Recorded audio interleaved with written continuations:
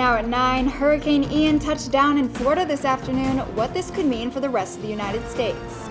A new experience is popping up in Fort Wayne, how Ball State students are involved. Governor Holcomb is heading overseas, what he's doing to improve industries in Indiana. And a new business is coming to Muncie, what it's bringing to the community. And I'm tracking continuing fall temperatures and an update on Hurricane Ian. Delaware County's only live television newscast from Ball State University's Unified Media Newsroom. You're watching NewsLink Indiana. Good evening. Thanks for being with us. I'm Catherine Segal. And I'm Alana Gaither. The General Electric campus in Fort Wayne is getting a new look, and Ball State students are helping out. NewsLink Indiana's Rebecca Rosado joins us to tell us how one program is helping surrounding communities. Catherine, Alana, the College of Architecture and Planning, also known as CAP, has been around since 1965. And through the years, CAP has partnered with Muncie and surrounding areas. In recent years, the college has partnered with companies and organizations in over 80 communities and are expanding to Northeast Indiana. I spoke with members of the Urban Planning Department to tell us more about this new partnership. For over 30 years, Scott Truex, the chair of Urban Planning, has been involved in community outreach through CAP. This year, the program is expanding into a new city. Moving towards Fort Wayne and a new partnership there in the Electric Works. Electric Works is a formerly abandoned GM plant turned into a mixed-use district. Truex says this partnership is going to benefit the students involved. Our students really from, especially let's say the Urban Planning Department, from the beginning of coming into our program, they're working in a context where they're getting to work with the community members, learning about how real-world projects work. Third-year student Grayson Cates also believes these immersive learning projects are beneficial for their future. We're not just sitting in a lecture learning about different aspects of planning. We're actually doing planning and learning how it actually works, so that when we get into our careers, we've actually done things like it before. Aside from real-world experience, students are working inside the Fort Wayne community. We're going to be out there in the community and seeing what they want to become of their neighborhoods and just see what the future is for them. Helping communities reach their potential. That's the goal of these immersive projects. And good planning is about that. It's about helping a community create a vision and then help them, give them the tools and the opportunities to implement that.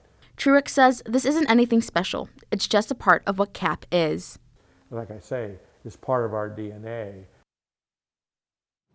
While this Fort Wayne project is for the third-year class, urban planning students have multiple opportunities to work in other communities throughout their undergraduate years. Thank you, Rebecca.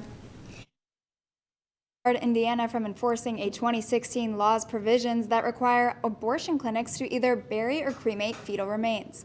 The judge ruled the law's requirements infringe on the religious and free speech rights of people who do not believe aborted fetuses deserve the same treatment as deceased people. The Indianapolis Star reports Attorney General Todd Rokita says his office will appeal the ruling. The law containing these provisions was signed by former Vice President Mike Pence when he was governor in 2016.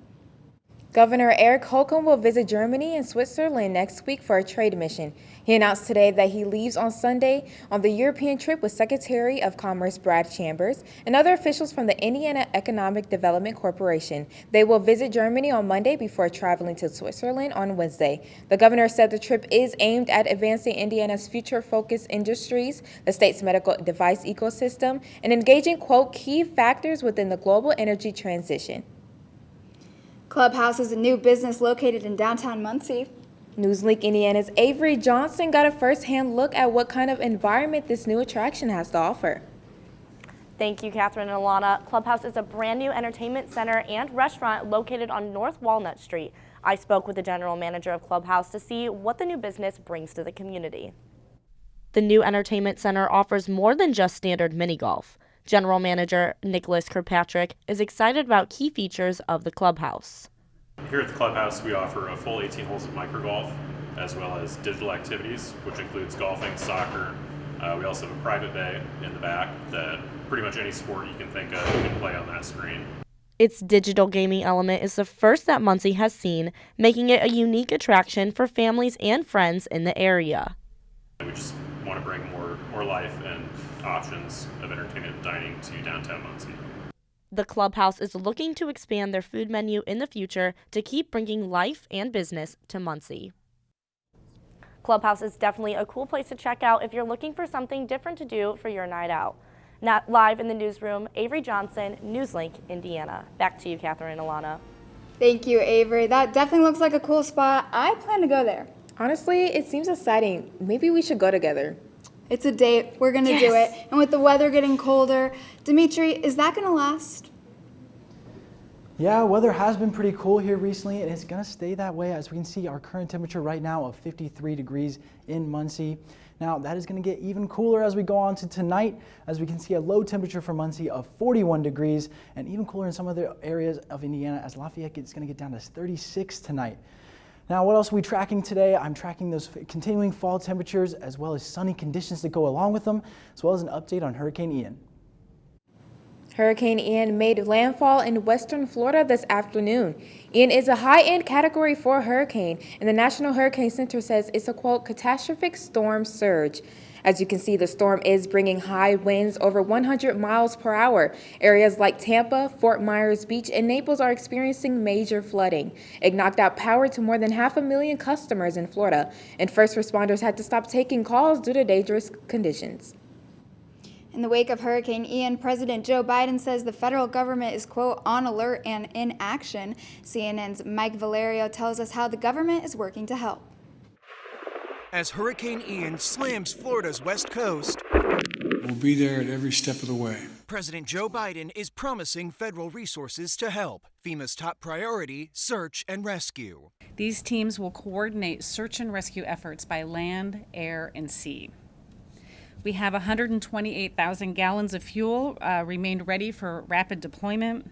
FEMA Administrator Deanne Criswell says they have generators ready to restore power to critical infrastructure. They've also gathered 3.7 million meals and 3.5 million liters of water in Alabama. There are multiple volunteer agencies that are staged and prepared to perform feeding operations as soon as it is safe to do so. More than 2,000 flights canceled so far Wednesday, according to FlightAware. If the storm stays on its current track, flooding could cripple the I-4 and I-75 corridors, straining supply chains to and from the state. And while there are concerns damage to Florida's signature crop could cause the cost of oranges to spike, Ian is not expected to pose a major threat to national oil and gas supplies. I want to add one more warning. That's warning to the oil and gas industry executives. Do not, let me repeat, do not use this as an excuse to raise gasoline prices or gouge the American people. I'm Mike Valerio reporting. Residents of Muncie are also providing aid to people in Florida. Tune in tomorrow night at 9 to learn more. Survivors of the Highland Park, Illinois July 4th parade mass shooting are suing the alleged shooter, his father, and businesses, including gun manufacturer Smith & Wesson. 7 people were killed in the attack and dozens more injured. According to the suit, Keely and Jason Roberts' 8-year-old son was paralyzed.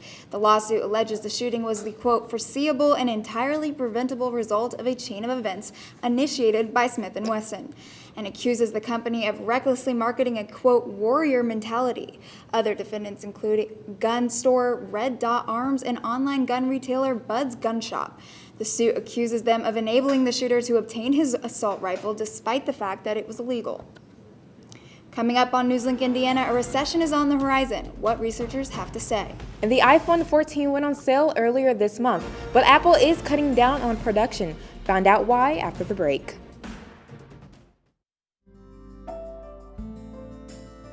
Riding the bus is an easy thing to do. Last year, we carried 60,000 riders from the Ball State area. 50,000 of those were students.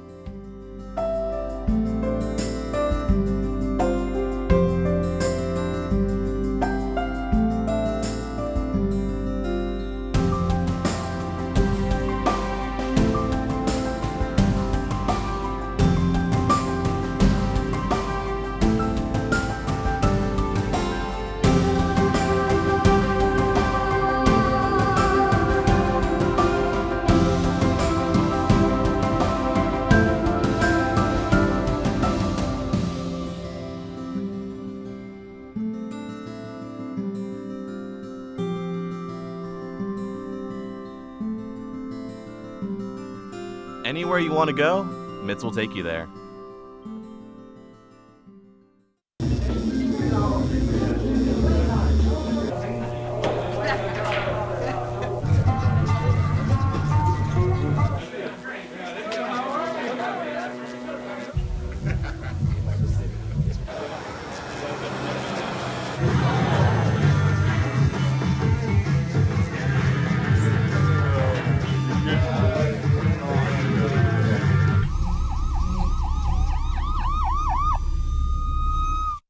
So, I just moved in with this family, and it's embarrassing. The little one, he likes to go outside and crawl around in the giant litter box. I don't know what he's doing. I mean, I was born and I knew how to use the litter box. Look at that! That's disgusting! Oh, poop already! You're making me nervous. Oh, okay, I can't look at this anymore. I really hope he grows out of this, for his sake. Welcome back. An economic research firm warns that a worldwide recession could be on its way. A probability model run by Ned Davis Research says there is about a 98% chance of a global recession. According to a report published today, 7 out of 10 economists agree with the model. Researchers say that while global recession is likely, U.S. recession probability is, quote, still at rock bottom levels. U.S. inflation levels are expected to cool off in the next few months as the job market remains strong, consumers continue to spend, corporate profits are sturdy, and supply catches up to demand. Apple is cutting down on making more of the iPhone 14 because of low demand. They will instead produce about 90 million units, which was about the same as last year. So far, Apple hasn't commented on this report. The iPhone 14 went on sale earlier this month, but consumers haven't been pushing to buy it, possibly because of fears of a looming global recession. The iPhone's new features an improved camera, an interactive tool for displaying notifications, and a lock screen that now has an always-on display. Google is working to make it easier to find specific dishes at nearby restaurants. The company announced a new search feature yesterday. Users will be able to search for a particular dish by typing the name into the search bar and clicking Near Me. The list of results will include images of searched items. You'll be able to click on each image to get specific details like price, ingredients, and restaurant names. The new search method will even let you search for dishes that are vegan and vegetarian. The Grammy Awards may be adding a new genre to its category list, Afrobeats. Afrobeats is pop music from West Africa and the diaspora. The genre has risen in popularity in Western pop culture, mainly due to collaborations with popular artists such as Beyoncé and Drake. Every category proposal must be accepted, reviewed, and voted on by the members of the Recording Academy Committee, so there is no word on when it will show up as an actual category. Some Kia owners need to have adjustments made to their vehicles after recalls have been announced. The National Highway Transportation Safety Administration is recalling about 70,000 Kia Sorento and Sportage SUVs from 2016 through 2023. Officials say a faculty tow hitch on the vehicle can pose a possible fire risk. According to NHTSA, 3 fires have been reported, but none have caused any crash, injury, or death. Kia says it will be contacting owners of affected cars, where they will be told to park their vehicles outside until the problem is fixed. Halloween is just around the corner, and this new Airbnb will put a spell on you. Fans of the movie Hocus Pocus can stay at the Sanderson Sisters Cottage this Halloween season. The house, located in the remote woods of Salem, Massachusetts, is available on Airbnb. It was recreated in honor of Hocus Pocus 2, which starts streaming on Disney Plus Friday. The listing opens on Airbnb October 12th at 1 p.m. I'll definitely be cozying up on Friday and watching that movie. Dimitri, can we get a quick look at weather? Yeah, we're going to be tracking these continuing cooling temperatures and as well as a radar look at Hurricane Ian. Baby, you see, I cannot set you free. My lonely days are gone. That's why I'm never gonna let you go. Never gonna let you go. Babe, I'm never gonna let you go. No, never gonna let you go. Here you go. Thank you. Thank you. Never gonna let you go. Never gonna let you. I think it's just vapor with flavor. It won't hurt my kid like cigarettes, right? Vaping is safer than smoking, isn't it? There's really not even that much nicotine in them, right? My kid? My kid knows it's dangerous. Get your head out of the cloud. Today, nearly 8,000 kids will start vaping, maybe even yours. Learn about the dangers at talkaboutvaping.org. Emotes say a lot, but they can't say it all. Think your guildmate is struggling? Try these dialogue options.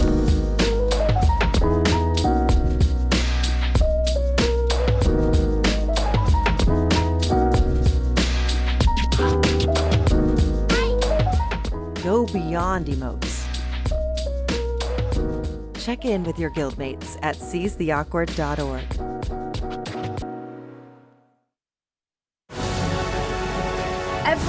Every day, Millions of people are connecting and even though we're overcoming obstacles, watching each other's backs, and banding together.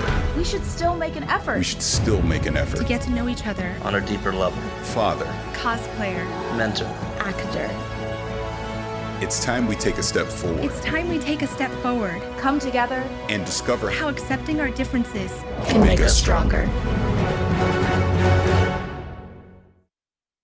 Welcome back. The time is now 9:16 and you're taking a live look at the Cooper Science Building. It's been awfully windy today, cold temperatures. And Dimitri, are we going to keep seeing those cold temperatures? Yeah, those cold temperatures are going to stick around, but thankfully that wind died down a little bit into tonight. But as we can see, temperatures currently in Muncie, we have a temperature of 53 degrees. Even cooler in some other areas, as we can see 48 down here in Terre Haute. And that's going to get even cooler into tonight, as we'll talk about. But as we look at the radar, things are pretty clear, and it has been that way for the last couple weeks. And that is due to a couple of high pressure systems that have moved through and come through and brought us these good conditions. We have one right over Wisconsin currently that is keeping us nice and dry, which is fantastic for the start of our fall. But into tonight, as I said, temperatures are going to get a lot cooler. As we can see, 41 degrees tonight, so a little bit cold there with those clouds. And those are going to, the clouds through the night are going to start to dissipate as we get into tomorrow morning. For your morning commute, those clouds should start to get out of the way, and we should have that sun start to peek through, as we can see here at 8 a.m. with a temperature of 40 degrees. Now by 12 p.m., those clouds are going to move even more. We're going to have a beautiful sunny day, temperature of 59 degrees at 12 p.m. And then by 5 p.m., we are going to reach our eventual high of 65 degrees. And those winds are going to stay pretty calm for tomorrow as well. Now, for the beginning of our fall, things are a little bit cooler than what we expect. As we can see, 74 degrees as our average high here, especially for tomorrow at 65 degrees on Thursday. But things are going to warm up a little bit more into our weekend, still under that average, but 70, 71, and 71 for our weekend, then dipping a little bit under that on Monday at 69. So a little bit cooler than average, but those fair conditions are going to continue for Muncie. But we do have an unfortunate situation going on in Florida right now. As we can see today, Hurricane Ian did make landfall. Now these strands on the outside we can see were capable of producing severe thunderstorms when they were on land, and they produced even radar indicated tornado. But I want to take a look at the eye of the storm here, as we can see it down here with no precipitation earlier on today. And we have these bands of showers around it. That is called the eye wall. Now that is where a lot of the precipitation is going to be located, as well as the winds are going to be very fast in that area, as we had winds of up to 150 miles per hour for Fort Myers. And as you saw in those pictures earlier on today in our show, they were underwater. We had areas that were under 6 feet of water in Fort Myers. So do keep those folks in mind that are being devastated by this storm. They can be very devastating, and it has been so far. Now back to Muncie for our mid 7-day forecast. 65 here on Thursday, and with a low of 40 for the night. Like I said, that's going to be our coolest day of this next week. And as we get into the rest of the weekend, we see things start to warm up a little bit more into the 70s, 70, 71, 71. Great day on Saturday for football. As we can see, should be about 71 for game time. And then things are sticking around the 70s for the start of next week as well.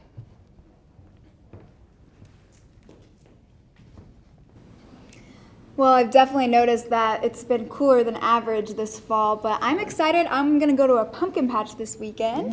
Do you have any fall plans? Yeah, I've been planning on buying my Halloween costume. What do you guys plan to be? I have no idea yet, but I'm just excited to have those cooler temperatures. Dimitri, do you have any fun plans? Yeah, I'm going to be out at the tailgate, so hopefully we get to wear our jackets a little bit, but it gets warm right about game time so we can have a nice day at the football game. Of course. Thanks, Dimitri. Now over to Andy with sports. Thanks, guys. We catch up with one high school soccer team on a massive win streak, plus one club getting ready for a 3-game series. All that and more after the break. Here's your sandwich, miss. Oh, thank you.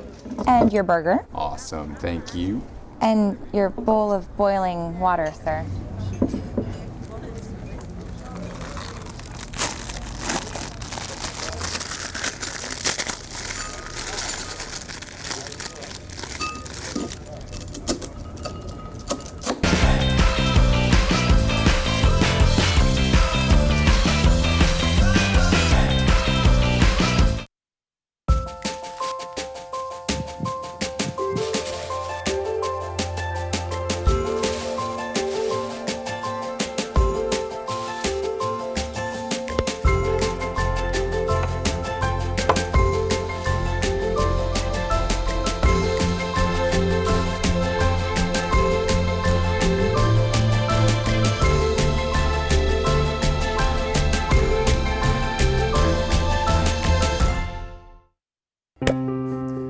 After retiring from the NFL, I've been able to spend a lot more time coaching my daughter's basketball teams. It's something I love to do. Through our games and our tournaments, we see all types of coaching, good and bad. And it begs the question, do we really know who's coaching our kids? Do they have the proper training and screening it would take for me to be comfortable with my daughters playing for that coach?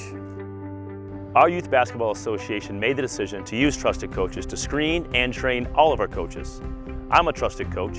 Are you? So if one cat has 4 kittens who reproduce every 6 months, how many cats will there be in 5 years? Who's got it? Is this... What is that? Seriously? Who threw that? Cats are terrible at math, but they sure do multiply. Please spay, neuter, and adopt. The solution is 10.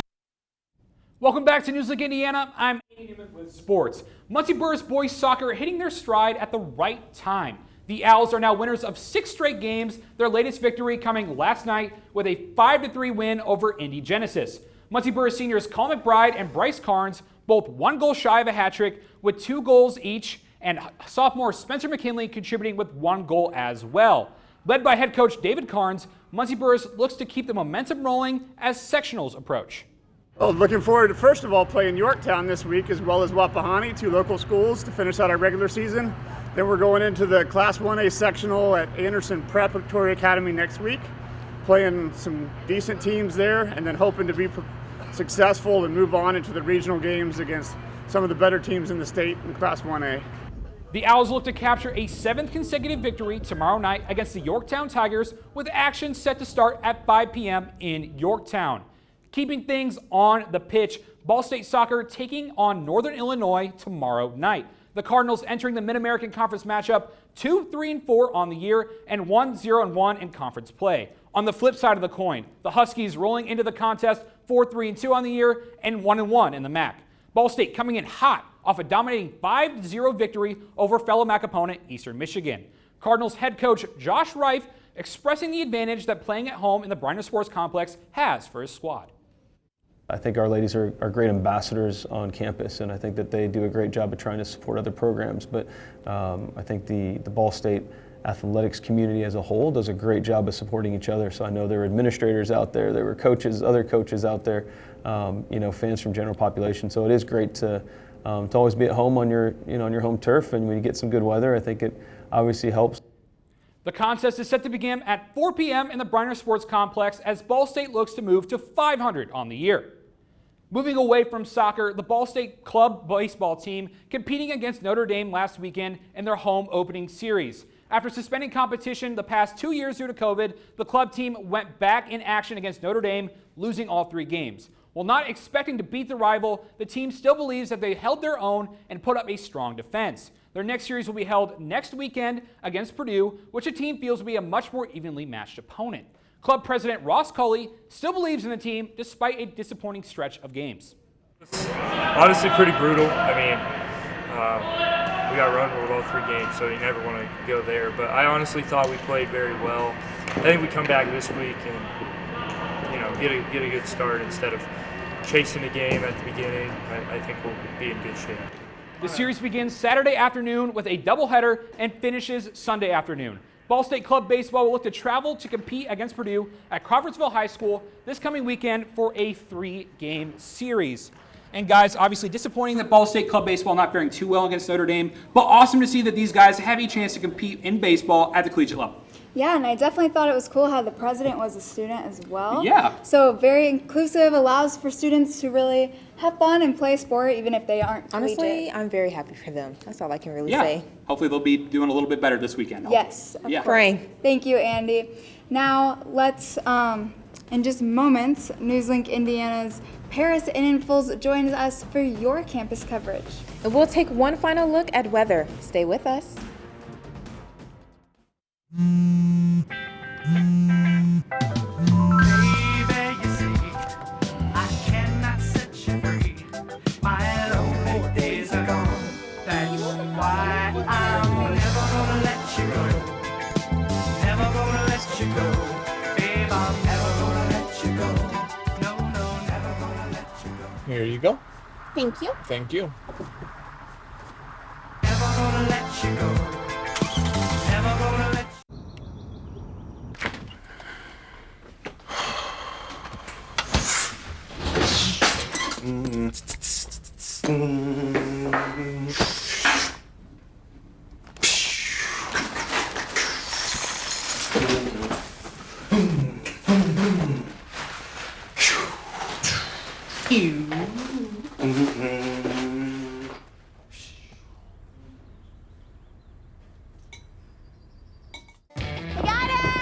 Hi.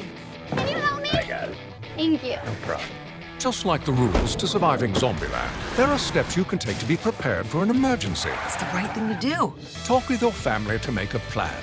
Look for safe areas to meet up if separated. And stock up on supplies. It's never too early to get prepared, so start now. Right now? Right now. You can't predict emergencies, but you can be ready. You're welcome, America. Visit ready.gov today to learn more. Jordan knows he shouldn't eat this entire bowl of nachos, but tonight he's earned that right. Because a few hours ago, in the middle of happy hour, he recognized a sign. Not from the gods or a bolt of lightning, but from a double heart, a kissy face, and a fourth ha in ha ha ha. That's when Jordan knew he was buzzed. So when it was time to go, he got a ride home instead of driving.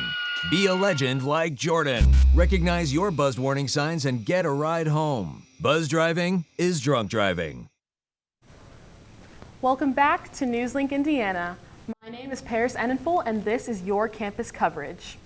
In honor of International Women's Friendship Month, Kappa Delta is celebrating with their annual Confidence Week. They've spent the week giving out affirmation notes and coffee. Today, the KDs asked students at the Scramble Light to share what makes them confident. Their whole mission is to spread and build confidence across campus while inspiring action through friendship. A lot of times people don't often think about what makes them confident, so when you ask them, it kind of reassures them, makes them think about it. The Kappa Deltas hope to reach many more students with their other events happening this week. They'll be hosting a movie night tomorrow at the Student Center and another event at the Scramble Light Friday afternoon. Hey Paris, I think you should really tell us more about your personal experience. It was really a great event to go to, and like all the girls were so nice, and I just love seeing a positive message that they're spreading. For sure, that was great to see. Now over to Dimitri for a final look at weather. Yeah, so guys, Thursday is looking to be the only outliers. We can see 65 degrees and then a little bit cooler at night at 40 degrees, but the rest of the week sticking around 70 degrees. We got 71 there on game day and 69 there on Monday, but the rest is looking right around 70 and staying around the mid 40s for the nighttime. Well, I'm excited to see those 70s. That's all tonight for NewsLink Indiana. Be sure to join us again tomorrow night at 9, streaming live on the NewsLink Indiana Facebook page. And for news anytime, anywhere, go to ballstatedaily.com. Have a great night.